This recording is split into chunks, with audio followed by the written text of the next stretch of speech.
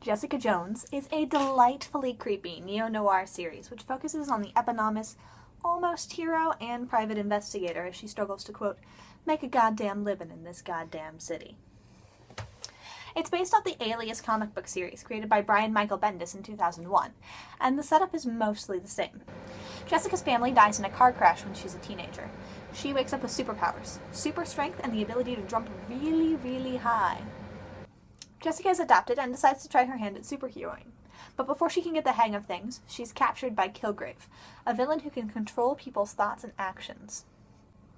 Kilgrave holds Jessica captive for 8 months before she finally manages to escape.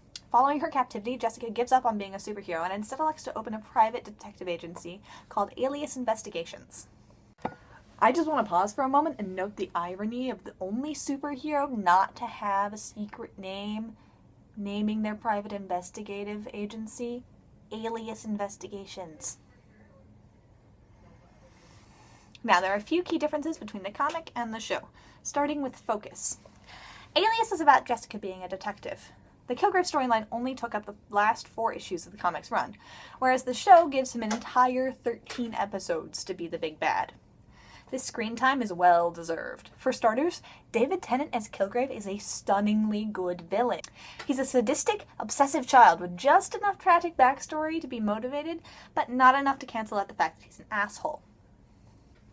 Comics Kilgrave was creepy too. He has this great fourth wall breaking monologue that he gives where he warns Jessica not to flip to the back of the comic because something horrible has probably happened to her. But they never really gave him enough breathing room to be as wonderfully horrible as he is here. The comic book storyline has no urgency. It's all taking place in the past, with Kilgrave safely behind bars. Jessica's just recounting a bad memory to her friends. The Netflix series, on the other hand, has urgency abound. Jessica's captivity is recent. Kilgrave is still at large and he presents a very real threat to very real people.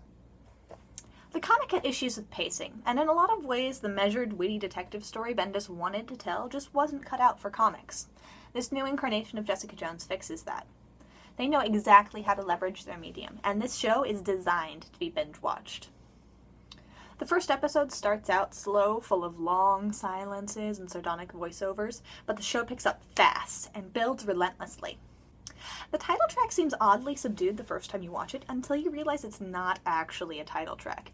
It's more like breathing room, a moment for you to sit in shocked silence while your brain runs on a loop of what the fuck just happened.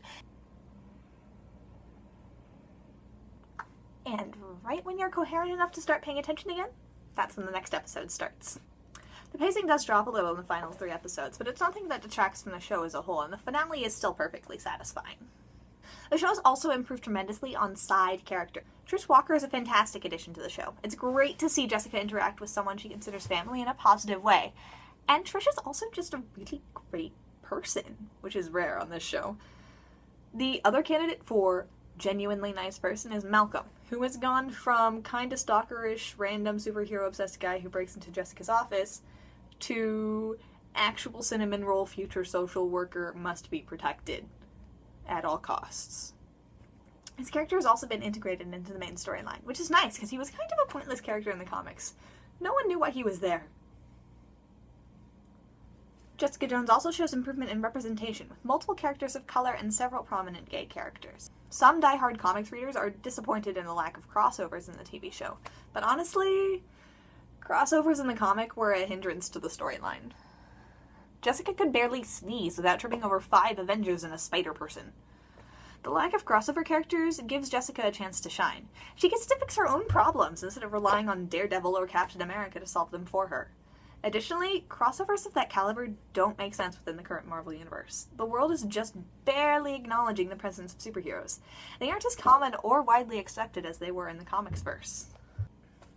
That's not to say Jessica Jones is an island. The show takes place in the same neighborhood as Marvel's other Netflix original series, Daredevil, and more than a few lines reference other characters and events in the universe. Jessica Jones's biggest ties to the wider universe, however, are thematic. She's constantly questioning what it means to be a hero. Who's allowed to be a hero? The same questions that have been explored in Iron Man and Captain America and Daredevil.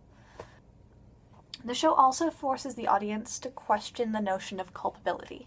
When you have a villain like Kilgrave who can force people to do whatever he wants, How do you assign blame for those consequences?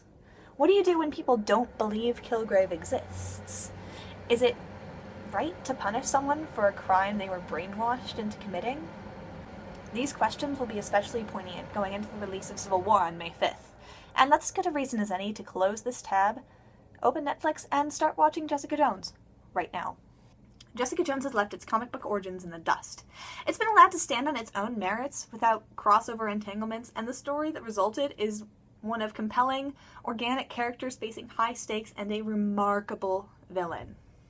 I wasn't kidding. Go watch it.